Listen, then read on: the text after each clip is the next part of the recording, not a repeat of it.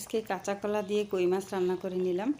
এমনিতেই কাঁচা কলা দিয়ে মাছ দিয়ে ঝোল রান্না করলেই ভালো লাগে, বিশেষ করে ইলিশ মাছ দিয়ে। তাই ইলিশ মাছ হাতের কাছে নাই, তারপরে আমি কই মাছ দিয়ে রান্না করে নিলাম। রান্না শেষ, এখন একটা ডিশের মধ্যে নিলাম পরিবেশন করার জন্য। রান্নাটা কিন্তু খেতে খুবই ভালো হয়েছিল। তবে কাঁচা কলার ঝোল কিংবা ভাজি তার চেয়ে ভর্তাটাই বেশি ভালো লাগে আমার কাছে।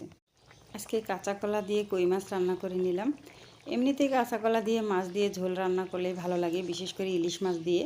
তাই ইলিশ মাছ হাতের কাছে নাই, তারপরে আমি কই মাছ দিয়ে রান্না করে নিলাম। রান্না শেষ, এখন একটা ডিশের মধ্যে নিলাম পরিবেশন করার জন্য।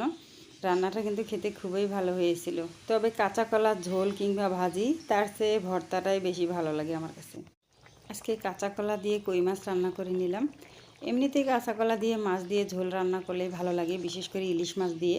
তাই ইলিশ মাছ হাতের কাছে নাই, তারপরে আমি কই মাছ দিয়ে রান্না করে নিলাম। রান্না শেষ, এখন একটা ডিশের মধ্যে নিলাম পরিবেশন করার জন্য।